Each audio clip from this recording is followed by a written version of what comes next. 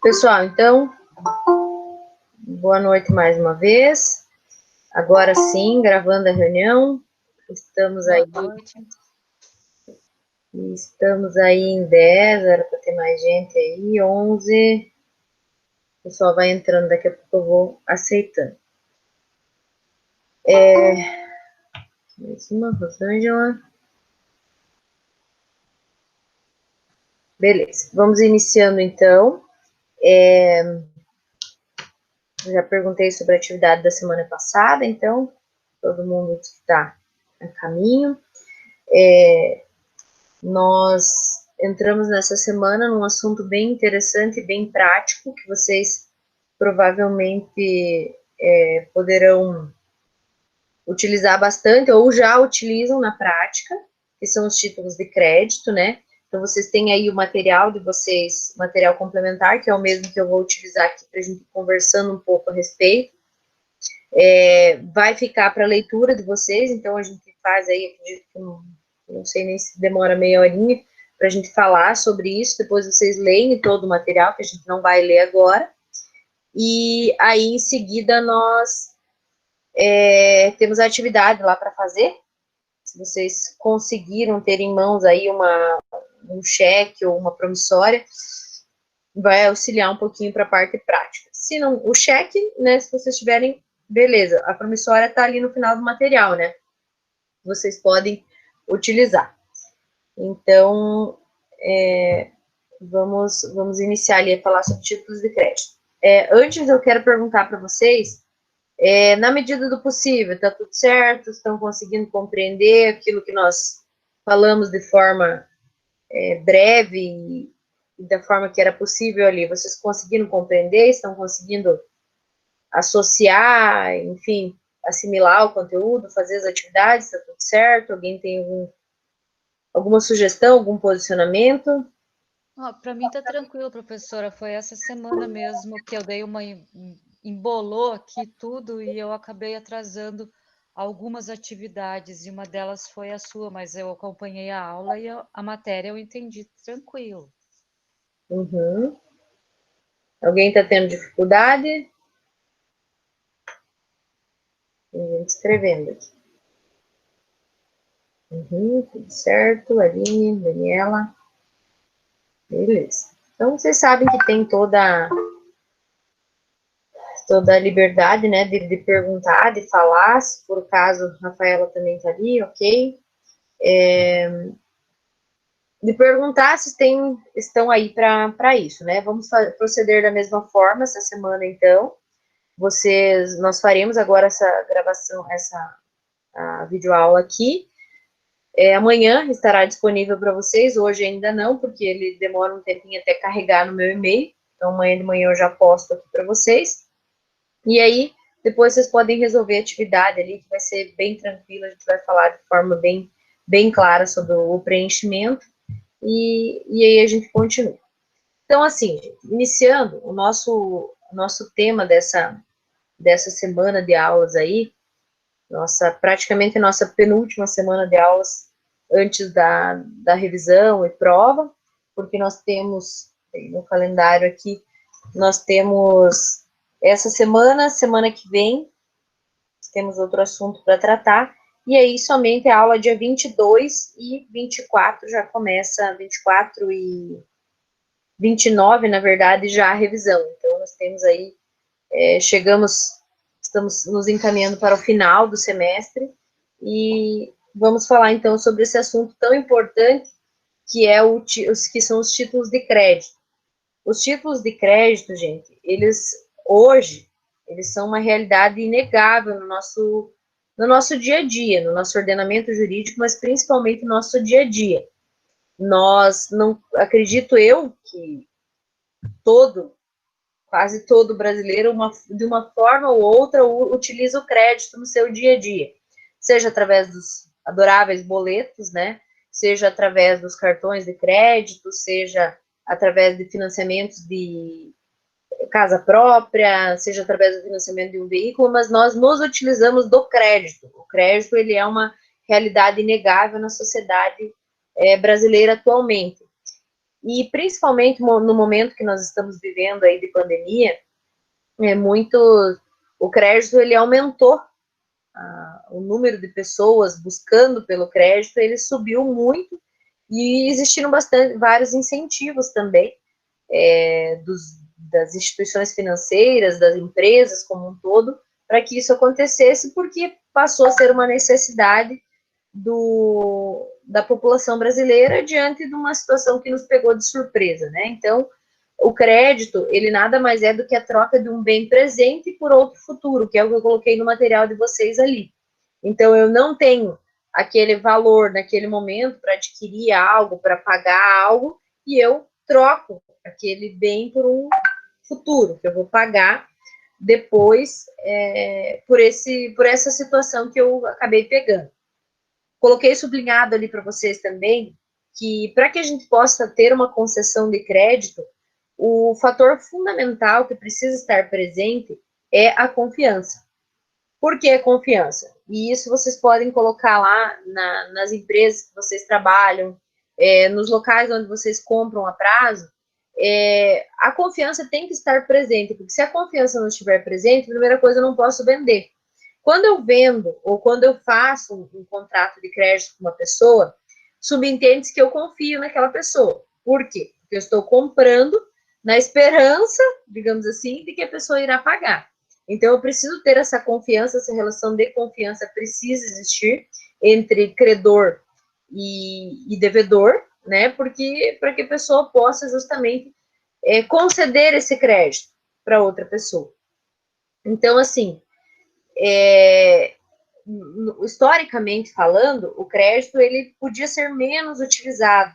Hoje ele tem uma utilização muito maior, porque muitas empresas se fixam no mercado, muitas empresas abrem suas portas baseado em um crédito. Então, às vezes, muitas pessoas que tinham intenção de abrir empresa antigamente não conseguiam, porque não tinham crédito. E agora o crédito está facilitado para isso, justamente também para incentivar o giro, para incentivar a expansão do comércio. Então, por isso que é uma das facilidades também conceder o crédito para essas pessoas. Eu falo em empresa aqui porque nós estamos diante de um ambiente de um ambiente de trabalho, de um ambiente empresarial mesmo. Mas, assim, para vocês poderem imaginar de forma muito clara, quem às vezes trabalha com cooperativas de crédito ou trabalha com alguma coisa que envolva a situação rural, para o agricultor também o crédito facilita muito. Então, hoje, o agricultor vai lá fazer o plantio, ele vai ter o custeio para isso, ele vai ter lá o Proagro, claro que daí não é um financiamento, mas um seguro. Mas, normalmente, vai financiar uma reforma, vai financiar o gado, vai financiar o fomento para poder fazer a plantação. Então, tudo isso hoje, o crédito, ele é presente tanto no ambiente empresarial, como no ambiente das pessoas que vivem e que trabalham com agricultura, né? Então, quero melhorar lá a minha produção de leite, gado leiteiro, vou ter uma linha de financiamento para isso também. Então, isso acontece muito na nossa realidade atual, tanto no meio urbano quanto no meio rural. No meio rural, eu estou citando para vocês porque a nossa região aqui ela é muito da agricultura, né? Então isso tem acontecido muito e às vezes até para a pessoa expandir a possibilidade de produção dela. Então uma empresa, de repente, está lá com um valor X de produção e se ela tiver um crédito, vai lá, faz um financiamento, ela consegue ampliar isso e, consequentemente, gerar mais emprego e toda aquela questão de girar a economia, né? Então, dessa forma que o crédito está presente na nossa vida. Então, o que se observa? A partir do momento que o crédito começou a ser muito recorrente, a aparecer muito na sociedade brasileira, necessariamente foi necessário criar um regime jurídico para proteger essas pessoas. Afinal de contas, junto com o crédito, consequentemente, vem a inadimplência. E, então, essa inadimplência, ela precisa, de certa forma, ser tratada, talvez não resolvida, mas ela precisa ser tratada pelo ordenamento jurídico brasileiro. E é aí que acontece, então, que o direito surge como regulamentador de tudo isso, que é através dessa parte do direito civil que cuida do crédito, que trata do crédito, todos aqueles contratos que são realizados, uma nota promissória, uma duplicata, um boleto, um cheque, tudo isso vem de encontro com a questão dos títulos de crédito. Coloquei para vocês ali, acho que vocês estão acompanhando, como conceito de título de crédito, que é um documento necessário para o exercício do direito literal e autônomo, nele mencionado. Então, o título de crédito em si é aquele documento. Então, eu não posso simplesmente, já vou, antes de perguntar aqui, já vou responder. Existe a possibilidade de um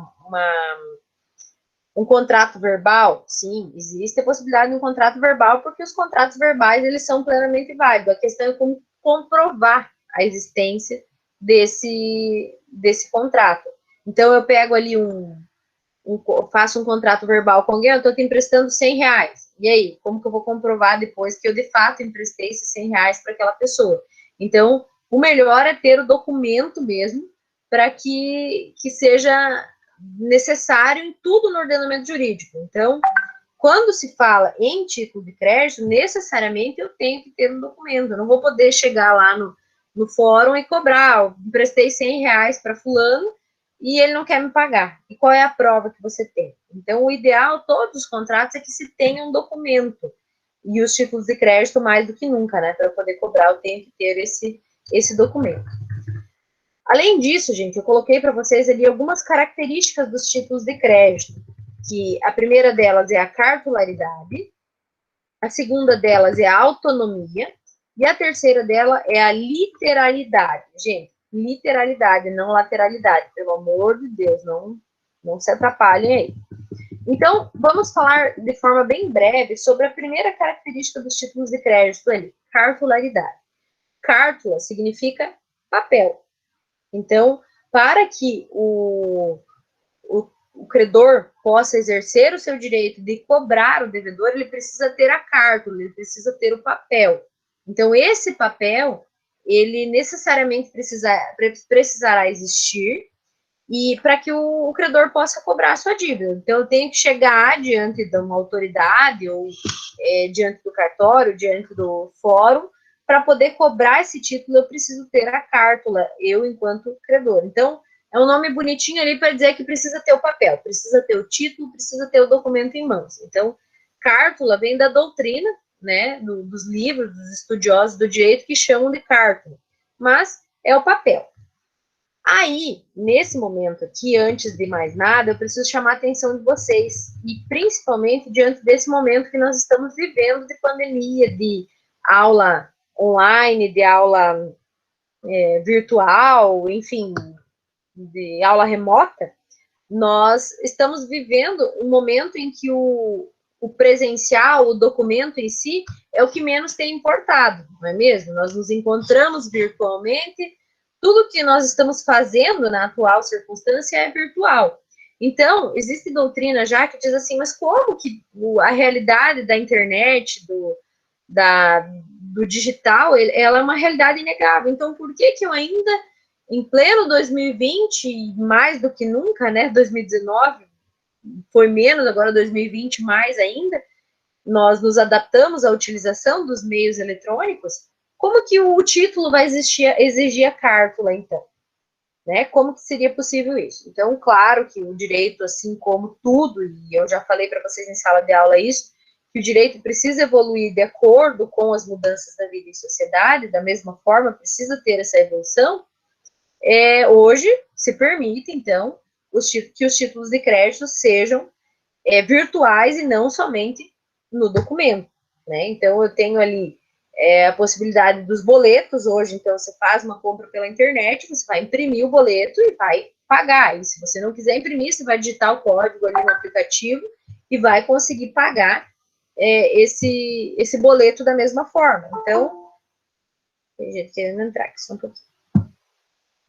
Então, você vai conseguir imprimir esse boleto e vai conseguir pagar da mesma forma, sem problema nenhum. Então, nesse momento, se observa que a cártula, o papel, o documento, ele cai por terra. Nós temos inúmeros exemplos hoje já de possibilidade de ter a duplicata virtual, de ter a questão do boleto. Então, Claro que o direito evoluiu nesse sentido também, não ficou paralisado, não ficou parado. Então, muitas coisas hoje com assinatura digital, né?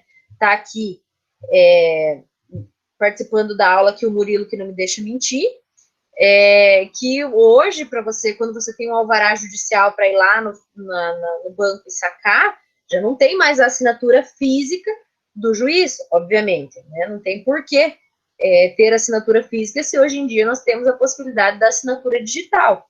Então, ainda existe uma certa resistência de algumas instituições que não compreendem, não observam, mas o próprio empresário, quando abre uma empresa ali, ele vai ter que fazer assinatura digital. Então, é algo inegável. Mas calma, não é tão simples assim. Não vamos dizer que agora os cheques vão começar a ser virtuais, também as promissórias, né? Então, tem alguns documentos que continuam, alguns títulos de crédito que continuam exigindo que haja o documento, a carta, tá? Mas eu estou citando aqui para vocês que, de acordo com a mudança da vida em sociedade, o direito precisou evoluir e também criar meios, criar títulos virtuais e não mais no documento, tá? A segunda característica é a autonomia. O que é algo autônomo, gente? Vai lá, uma participação aí. O que é algo autônomo?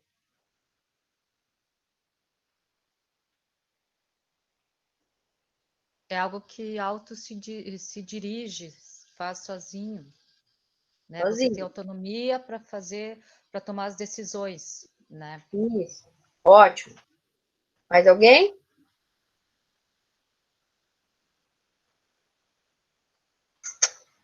É algo que faz sozinho, exatamente. É algo que não precisa de nada para existir, tá? Não precisa de outra coisa para existir.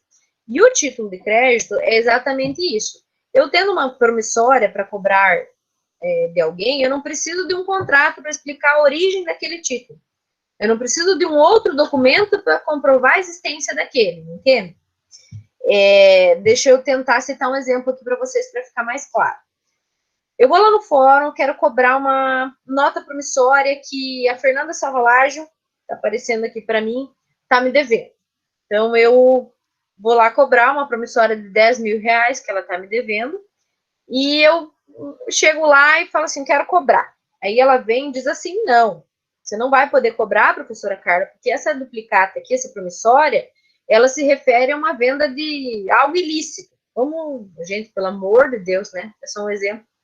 Vamos fazer de conta aqui que eu estava vendendo algo ilícito, estava vendendo uma arma, sei lá, droga para o Fernando, estava vendendo, no nosso exemplo aqui. E eu vou lá para cobrar e ela fala assim, não, isso aqui era referente à droga, é um objeto ilícito, eu não vou precisar cobrar, apresento o contrato, e eu vou lá e digo, não, isso aqui é outra coisa. Gente, eu não preciso comprovar a origem dessa promissória. Então, se você assinou uma promissória para uma pessoa, você deve para essa pessoa, ela é um título autônomo. Eu não preciso comprovar a origem dela, eu preciso comprovar o que eu vendi para aquela pessoa para poder cobrar. Então, isso é autonomia. Significa dizer que eu não preciso de absolutamente nada, não preciso explicar nada do que se trata. Eu citei esse exemplo da droga para vocês imaginarem algo ilícito assim de cara. Mas acontece muito das pessoas perguntarem para a gente no escritório, fulana, eu fui lá, peguei dinheiro com a agiota, né? E o agiota agora está me cobrando, mas eu quero ir lá no fórum dizer que eu estou sendo ameaçada porque isso aqui é dinheiro que foi agiotado e isso não é permitido pela lei brasileira. Ok, de fato não é permitido pela lei brasileira, nem a ameaça e nem a prática de emprestar dinheiro a juro, assim, né, agiota. Mas o título de crédito, ele é autônomo. Então, se eu assinei um título de crédito, é porque eu devo, tá? A pessoa não vai precisar apresentar nada, outro documento para comprovar a existência daquela nota promissória. Então, essa ideia de que não, eu vou lá e vou provar que é isso, não. É um título autônomo, ele não precisa de nada para outra coisa para circular, ele é autônomo por si só.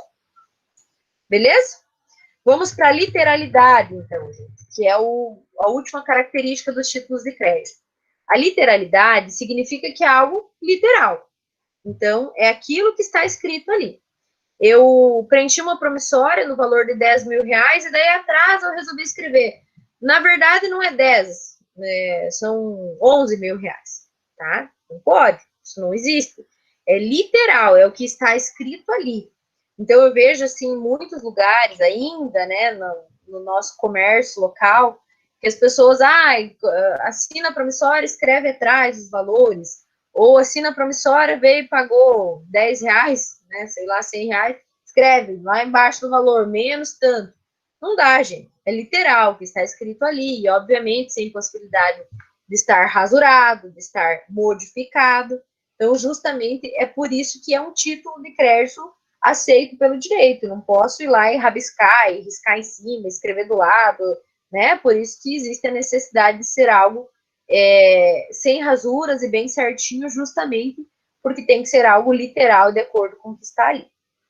Ok? Gente, sobre as características dos títulos de crédito, tudo ok? Vocês têm alguma dúvida com relação a alguma delas? Não, professora. Essa questão do literal, professora, então, assim, se acaso, um exemplo que a professora deu, tá, tem 10 mil que tá me devendo, né? Tá escrito lá na promissória, e eu vou lá e só posso pagar 8 mil. Aí, o que acontece? Eu refaço O ideal. outra com o valor de 2 mil, exatamente. E faço uma de 8 mil quitada e uma de 2 mil que ainda vai ser quitada. É isso? Daí seria o procedimento correto? Isso, exatamente. Faz uma outra, ou faz um recibo, né? Um recibo dizendo que aquela promissória de 10 está sendo paga parcialmente. Coloca o número daquela promissória, coloca a data de vencimento, especifica tudo no recibo. Mas o ideal é justamente rasgar aquela promissória, né? Ou rasgar, ou entregar para o devedor e fazer uma nova do valor menor, para ter esse documento. Eu não posso ir lá embaixo e escrever lá menos 8 mil, né? Não dá. Tem que ser, porque senão você vai estar rasurando o título, né? Então, ou elimina aquela e cria outra, ou faz um recibo referente àquela parte. O ideal é eliminar aquela e fazer outra mesmo. Entendi. Beleza? Mais alguém tem alguma dúvida? Não? Então, seguimos. Vamos lá. A nota promissória, gente, é o nosso, então, eu coloquei aqui alguns títulos de crédito, coloquei a nota promissória e coloquei o cheque também para nós observarmos, tá? Coloquei aqui, vou colocar em linhas gerais para vocês, tá? De forma bem tranquila, em linhas gerais. E daí nós vamos, depois vou falar das regras de preenchimento, depois vocês vão ler ali os requisitos e tudo mais. Se vocês tiverem alguma dúvida, depois vocês me perguntam, tá? Então, a nota promissória, como diz ali no arquivo de vocês, trata-se de uma promessa pura e simples de pagamento pela qual o seu emitente se obriga a pagar ao seu beneficiário ou à sua ordem determinada quantia em dinheiro. Então, a nota promissória, podem olhar lá naquela que tem aí no arquivo de vocês. Primeira situação, ela precisa ter a denominação nota promissória. Tem que estar escrito em algum lugar nota promissória. Normalmente, as pessoas compram lá na livraria, você ir lá no mercado, em qualquer lugar, o bloquinho de nota promissória. Mas essa nota promissória, ela pode ser impressa da internet, ela pode ser confeccionada no próprio computador, mas ela precisa ter esses requisitos, que o primeiro deles é estar escrito nota promissória. Vai ter a promessa pura e simples de pagar uma quantia determinada, né, vai dizer ali para quem. Vai ter também o nome da pessoa, ou a sua ordem, a ordem de quem vai ser pago. Vai ter o nome, vai ter a data também, dia, mês e ano, precisa constar. E o principal, né, gente, a assinatura do emitente, que vai precisar constar ali a assinatura da pessoa. Obviamente que ela está assumindo que deve. Então, todos esses requisitos, e aí vocês podem ir ali para o arquivo de vocês, que tem ali a nota promissória, verificam que bem na parte esquerda de vocês aí tem um campo destinado aos avalistas, então podem colocar ali e preencher os avalistas. O número da nota, e observem bem essa parte da nota promissória, que é a questão de regras de preenchimento, porque o trabalho de vocês é disso, tá? Então, Observem bem essa parte, se vocês estiverem com o material aí impresso e quiserem ir preenchendo, podem ir preenchendo, para que se vocês tiverem dúvida, quiserem perguntar. Então, ali eu tenho espaço para o campo dos avalistas, eu tenho ali o número da nota, verifique. Que número vai aí? Vou inventar um número? Não, né, gente? Então, assim, se a parcela é única, eu posso escrever número 01, ou 01/01, que é promissória 1. Agora, se eu fizer em 10 parcelas, por exemplo, eu devo 10 mil reais, e eu quero fazer em 10 vezes de 1.000, eu vou colocar ali no número, parcela 01/10, a outra 02/10, 03/10, e assim por diante, tá? Isso ali é para indicar se é única ou se tem mais de uma promissória dessa mesma negociação, tá? Ali em cima nós temos a data do vencimento, então vencimento em tal dia, tal mês, tal ano. Aí eu coloco logo abaixo o valor o valor em numeral, né? O ideal é da mesma forma que eu estou preenchendo um cheque, eu colocar lá não é asterisco, é o quadrado, né? O jogo da velha que a gente fala. Colocar ali no início e no fim, para que a pessoa não possa acrescentar um número no início ou acrescentar um número no fim. Vocês sabem que acrescenta um 0 a mais ali, já dá uma confusão bem grande. Então, justamente por não poder ter rasuras também, coloca ali o jogo da velha, ou o quadrado ali, daí depois coloca entre eles o número. Aí logo abaixo diz assim, ó, não sei se vocês estão conseguindo ver direitinho ali.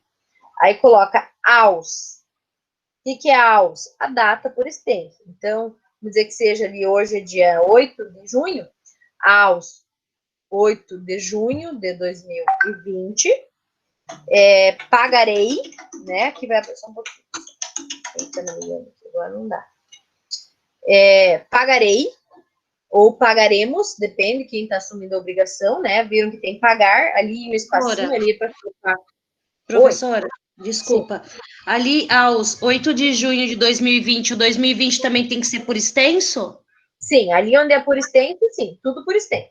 Tá. Uhum, exatamente. Pessoal, se alguém chamar ali na escrita que eu não esteja vendo, vocês me falam, tá? Não consigo ver porque eu tô com o arquivo aqui aberto. Vamos lá.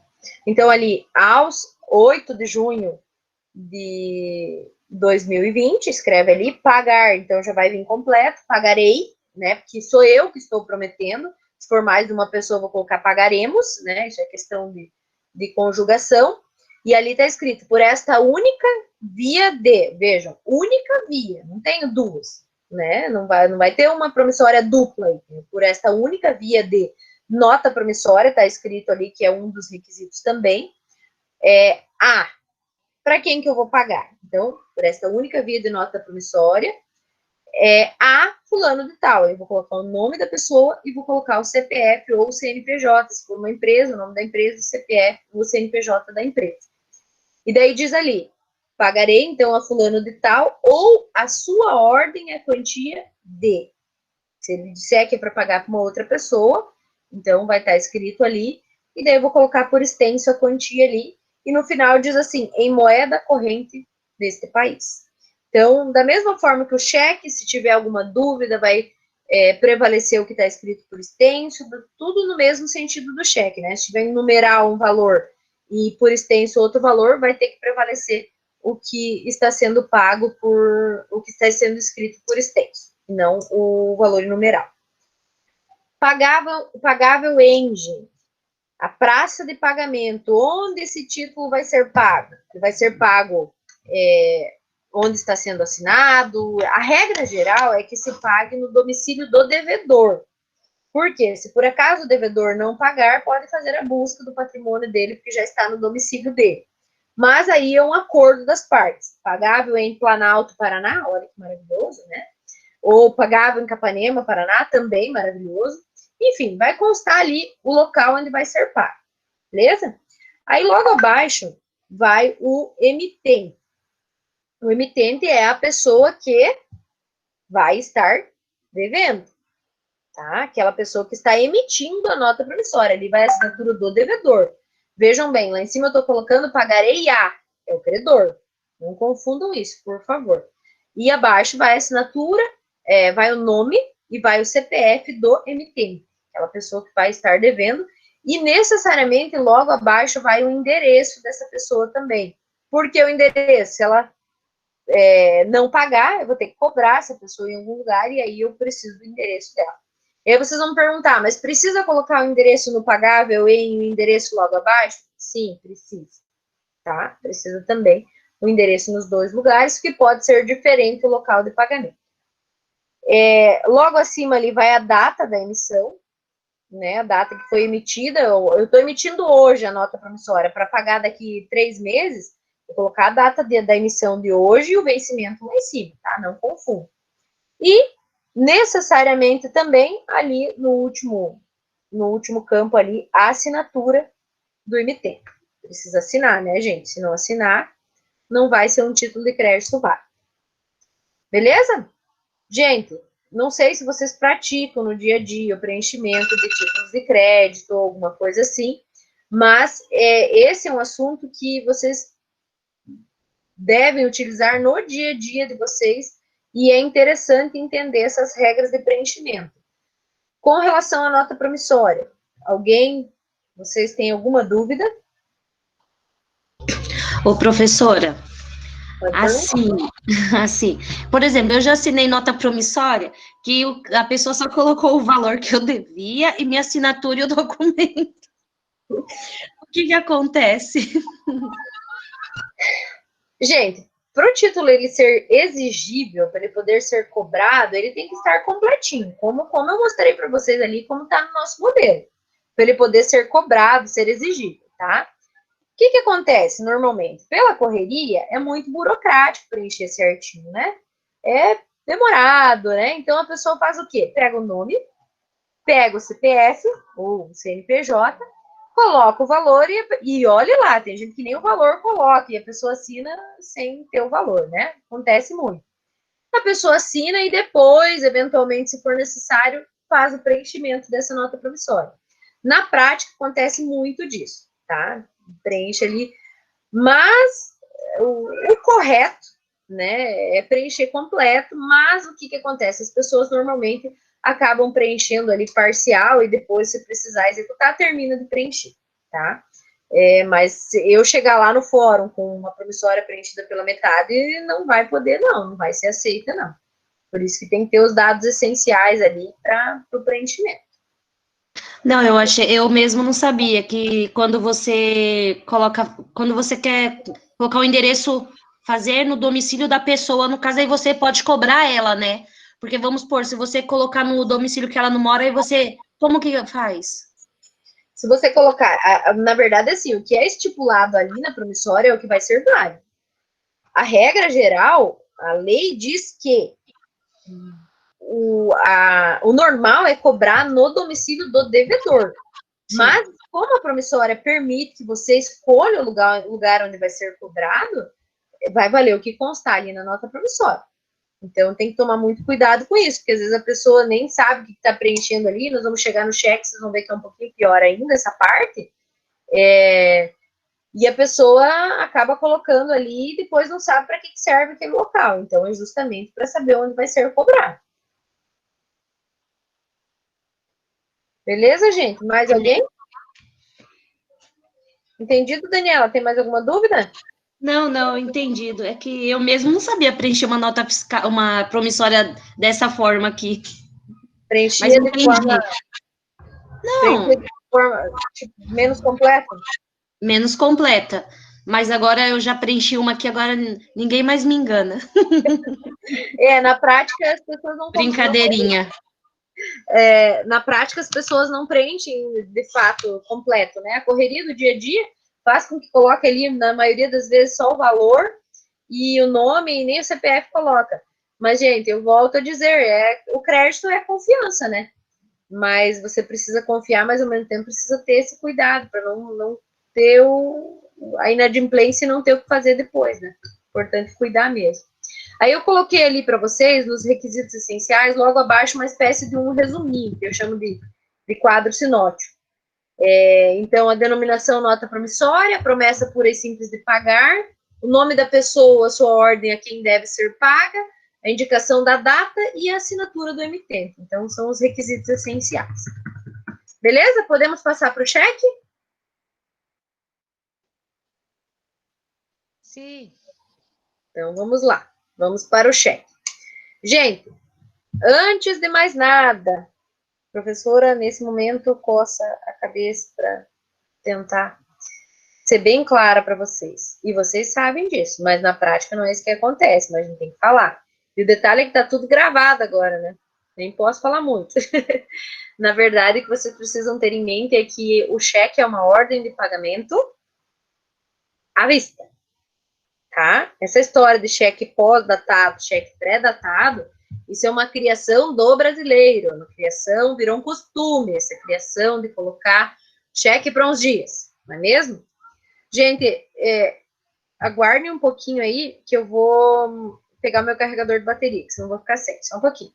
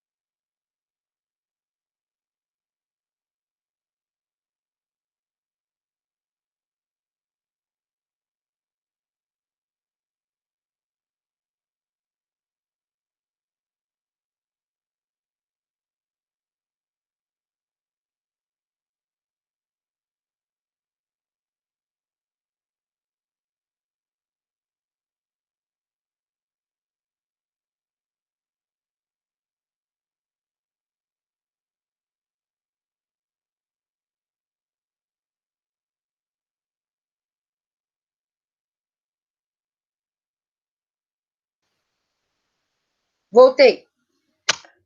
Gente, o cheque, ele é uma ordem de pagamento à vista, tá? Então, ele necessariamente, essa história de cheque pré-datado, cheque pós-datado, cheque para uns dias, isso é uma criação do brasileiro, que virou um costume e, obviamente, já é aceito pelo ordenamento jurídico.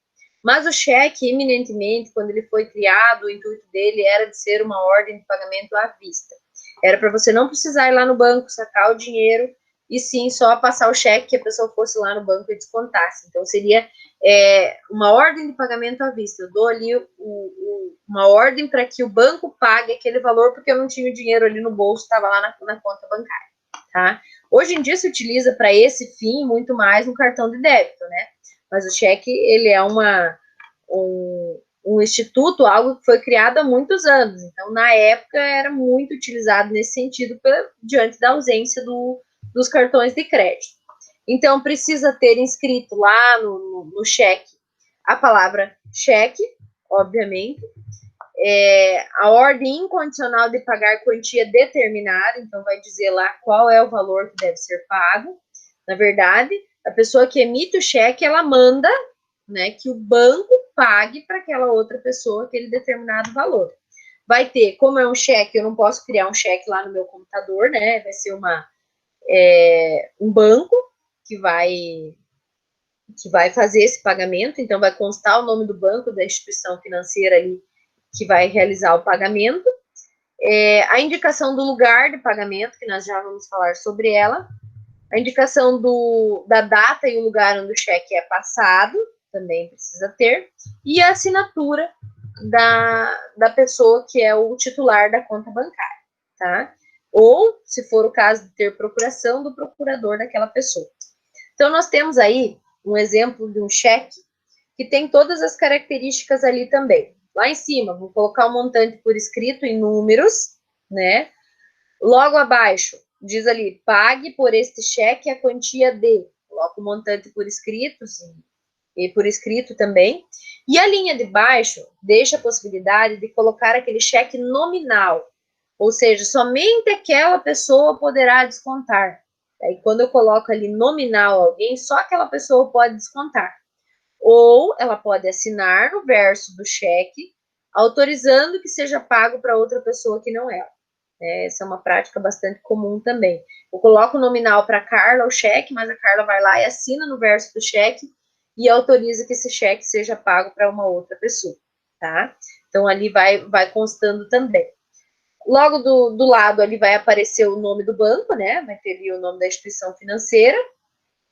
Eu vou colocar a data e o local e a data. Então, eu coloco ali Capanema, coloco o Planalto, coloco Realeza, coloco qualquer lugar ali e a data em que o cheque é passado. E essa data é muito importante porque temos os casos, os prazos aí de prescrição dos cheques que a pessoa não pode mais cobrar no banco, vai ter que fazer através de uma ação judicial. Então, tem tudo isso que precisa ser observado. E logo abaixo o espaço para a assinatura da pessoa, que necessariamente precisa conferir com aquela assinatura constante lá no banco, né? Preciso que seja assinatura que confira, né? Que normalmente não. Isso é sempre conferido na instituição financeira. Então, lembrando que os cheques, eles também não podem conter rasuras, e é uma criação do ordenamento jurídico brasileiro que lá embaixo se coloque bom para, tá? Então, ali, hoje em dia já é aceito, mas o fato é que se constar ali na data, lá em cima, Planalto, Capanema, 8 de junho de 2020, se lá embaixo constar para 8 de julho, e a pessoa for no banco e quiser cobrar, existem controvérsias, mas a regra é que ela possa sim receber esse cheque, ignorando-se a data colocada lá embaixo no cheque, porque o cheque é uma ordem de pagamento à vista, tá?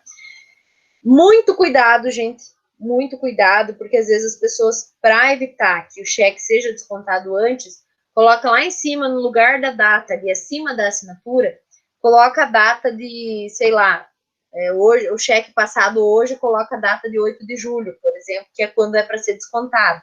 Gente, isso não, em hipótese alguma. Por quê? Como que você vai cobrar algo depois, se por acaso, exemplo, a pessoa que assinou esse cheque lá em 8 de julho faleceu já, não está mais viva. Como que essa pessoa assinou esse cheque em 8 de julho se ela faleceu em 30 de junho, por exemplo, tá? Então, não, o local para uma pré-data, se for colocado uma pré-data, o local é lá embaixo, abaixo da assinatura da pessoa, não lá em cima no lugar da data. No lugar da data é a data em que o cheque é passado. Por favor, gente, isso eu sei que vocês têm no curso aí uma outra disciplina que fala a respeito disso. Não confundam, pelo amor de Deus, o cheque ele precisa constar essa data que está sendo passada ali em cima e não a data pós-datado ou pré-datado, cheque pré-datado que a gente fala. Tá? Então, tomem cuidado com essa regra de preenchimento também. O cheque sem provisão de fundos, né, que é o tal do cheque sem fundo, ele, se não puder ser cobrado pelo banco, vai ser apresentado 2 vezes, né, e depois vai poder ser protestado ou cobrado judicialmente em caso de não ter êxito na cobrança. Mas é aquela velha história, a pessoa dá o cheque, a pessoa emite o cheque, se por acaso não tiver a possibilidade de pagar, vai ter que entrar com a ação e talvez a pessoa não tenha patrimônio para pagar e você pode ficar, então, a ver navio sem receber esse valor que você era para ter recebido ali. Então, eu coloquei ali que necessariamente dos requisitos essenciais vai ter que constar a palavra cheque, vai ter uma ordem incondicional de pagar uma quantia determinada, vai ter o nome do banco ou da instituição financeira que deve pagar, que é, no caso, o banco lá, que vai aparecer no cheque, indicação do lugar de pagamento, indicação da data e do lugar onde o cheque é passado e a assinatura do emitente ou do mandatário, se for o caso de ser por procuração, tá? Então, de forma bem simples, os títulos de crédito mais utilizados, como eu falei para vocês, duplicata virtual, boleto, tudo isso já é uma realidade que a gente utiliza no nosso dia a dia, vocês sabem como funciona, mas eu quis comentar um pouquinho com vocês sobre esses títulos tão antigos, que são a nota promissória e o cheque, e que até hoje são muito utilizados no nosso ordenamento jurídico. Muitas, no nosso sistema financeiro também, muitos foram substituídos pela utilização dos cartões de crédito, mas ainda são muito utilizados esses meios de pagamento para garantir algumas dívidas. Beleza, gente? Professora, Vamos lá. por exemplo, tem um cheque, eu moro em Capanema e tem um cheque de Minas Gerais. Uhum. Aí eu só posso cobrar ele lá a domicílio de Minas Gerais? Sim, a lei diz isso. A lei diz isso que você vai cobrar no domicílio do devedor. Por que a lei fala isso? Porque justamente para que possa se facilitar. Exemplo, você quer cobrar uma pessoa, exemplo não, vamos pegar o teu exemplo, né? Cobrar uma pessoa que está lá em Minas Gerais, né? E você ganha a ação e você precisa fazer a busca patrimonial dela. Não adianta você buscar o patrimônio dela aqui no Paraná. O patrimônio dela vai estar, se tiver alguma coisa, né? Vai estar lá em Minas Gerais. Por isso que a lei é nesse sentido, para que o judiciário possa ficar mais fácil para o judiciário de fazer essa cobrança, de auxiliar a pessoa nessa cobrança. Porque eu tenho registro de imóveis, eu tenho Detran, eu tenho tudo da pessoa lá em Minas Gerais. Então, se a ação for proposta aqui, vai ser muito mais custoso, muito mais demorado e muito mais trabalhoso. Por isso que se coloca lá no domicílio do devedor. E tem um prazo para cobrar esse cheque ou não? Judicialmente? Tem o prazo, para cobrar lá no banco, é o mesmo prazo para cobrar judicialmente. A partir do momento que o título passou o prazo, e esse prazo aí ele depende se é da mesma praça ou se é de praça diferente, mesmo assim vai ter a possibilidade de cobrar esse cheque através de uma outra ação, que é a ação monitória. Como que funciona essa ação monitória? Eu tenho ali o cheque, ele deixou de ser exigível porque ele passou lá do prazo que poderia cobrar. Eu vou fazer, então, uma ação monitória, é fazer com que aquele título que deixou de ser exigível, deixou de ter a possibilidade de ser cobrado, que ele possa se tornar, então, novamente um título exigível. Quando eu tenho ele dentro do prazo, eu vou simplesmente ir lá e executo. Eu não preciso comprovar nada. Já se eu deixar passado o prazo exigido por lei para aquele caso específico, eu vou ter que fazer uma ação monitória. E essa ação monitória, ela é um pouquinho mais demorada, porque eu preciso comprovar que aquele título, ele novamente é exigido. Então, é um caminho mais longo, Daniela, mas ainda assim existe a possibilidade de cobrança desse cheque. Ah, só mais uma coisa. É 2 anos que pode cobrar? 5 anos. 5? Tá bom, obrigada. Através da ação monitória, tá? Não através de uma execução. Vai lá, Fernanda. Profe, uma vez eu dei um cheque, não lembro se era pré-datado, para uma loja, e daí a mulher derrubou, a dona da loja derrubou atrás do balcão. Demorou mais de um ano, acho, assim, e daí ela me ligou só dizendo assim, achei teu cheque, posso descontar? Não tem problema assim a data, não? Tinha data? Não, tipo, a data, vamos dizer assim, 8 de junho de 2020. Ela foi achar ali um ano depois do cheque, atrás do balcão dela. Não, dela não conseguiu descontar no banco, né? Mas eu acho que sim, porque eu não fiz outro cheque para ela. E tu não pagou a conta, então? Caloteira? Não, não, porque o cheque, ele, se é da mesma praça, ele depois do prazo não vai conseguir. E o prazo é de 6 meses, não vai conseguir, não conseguiu descontar em tese. Não, na verdade, tipo assim, ele não era para datar, só tinha a data do dia ali, não tinha bom para tal dia, entendeu? Não, mas mesmo ali a data, porque ele prescreve, né? Não pode apresentar. Não pode apresentar depois de um ano, não consegue apresentar. Bom, sei lá. Eu acho que tudo deu. Não lembro agora, mas eu acho que eu não lembro se eu dei outro cheque, mas eu sei que um ano depois a mulher achou o cheque atrás do balcão, e daí ela me pediu se eu pagava ainda a conta para ela. Provavelmente, contar, né? sim, provavelmente tu tenha trocado o cheque, tenha ido lá e dado outro cheque. Não lembro, faz algum tempo, assim, eu só lembro do episódio, assim, tipo, um ano depois ela me pedindo se eu queria pagar aquela conta ainda. Viu, Fernanda, mas é bem oportuna a tua colocação, porque esse é um dos principais motivos daquela característica que nós vimos lá atrás, da cartularidade, né? O título de crédito, se a pessoa não tinha o cheque, ela sabia que você, talvez ela até nem lembrava, né? mas assim, ela sabia que ela tinha que receber esse valor de você, mas se ela não tinha o papel na mão, como que você iria pagar na verdade, ela percebeu quando ela foi fazer a mudança da loja que ela viu atrás do balcão que tinha caído. Então, tipo, eu também não estava lá, eu não fui procurar ver se tinha sido descontado ou não, e passou um mês, 2 meses, quando viu, ela me ligou, passado um ano era. Então, você vê, é a necessidade da exigência da cártula, né? Se ela te liga assim e fala assim, olha, perdi teu cheque e você poderia me pagar? E como que você vai confiar, né, que a pessoa de fato perdeu? Daí você vai lá e paga o cheque e daí uma semana depois ela apresenta no banco. Na verdade, ela me mostrou o cheque, né? Entendeu? Mas quando ela achou. Mas o que eu quero te dar é um exemplo de dizer assim, que ela tivesse só te ligado, falou, perdi teu cheque. Sim. E aí, como faz? Teria que cancelar lá no banco, claro, todo esse procedimento, né? Sim. Mas é um exemplo bem claro para a gente imaginar a necessidade da cártula, de ter o papel em mãos. Com certeza. Uhum. Gente, com essas perguntas eu lembrei de outra coisa que eu precisava ter falado para vocês.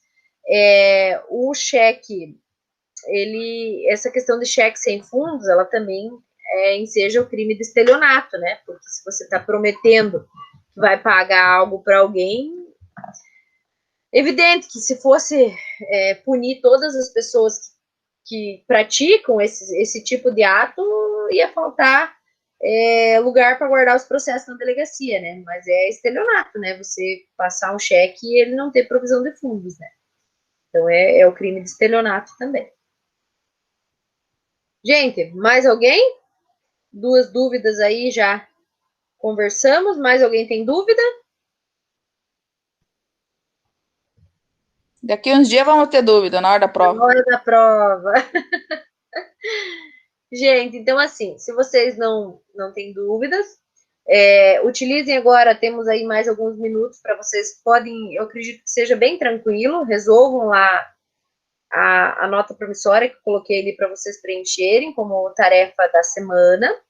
Eu vou estar disponível pelo WhatsApp, tanto agora quanto na quarta-feira, se vocês precisarem. Cuidem para não confundir, porque se vocês trocarem a ordem, trocarem devedor e credor, já está tudo errado, né?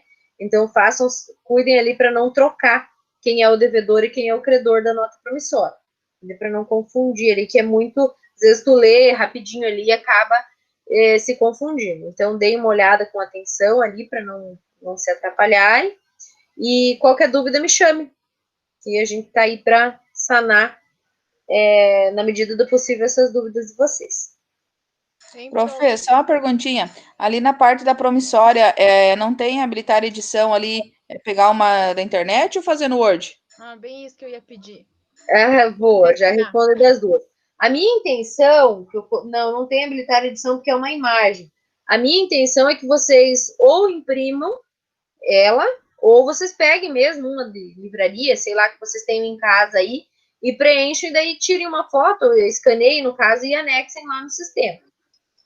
Então tá. O ideal é uma dessas compradas mesmo, que dela vai ser um pouquinho maior, né? Porque ali eu acho que vai ficar muito pequeno para vocês escrever. É melhor mesmo uma que vocês tenham aí. Ou pega um modelo na internet e imprimam, sem problema nenhum. Então, beleza. Beleza? Mais alguém? Tudo certo? Então, beleza, pessoal. Amanhã já vai estar disponível. Um prazer vê-los, nem que seja só as fotinhas ou a inicial do nome de vocês aí. Já que vocês não ligam a câmera, porque vocês não querem se mostrar aí para mim. Mas um prazer estar com vocês novamente. E esperamos que logo possamos estar juntos. Se não for esse semestre, que seja no semestre que vem, mas que possamos estar juntos aí fisicamente também. Beleza? Até mais, gente. Obrigada, professora. Alô, até a profe, próxima. Até mais. Até. Até mais.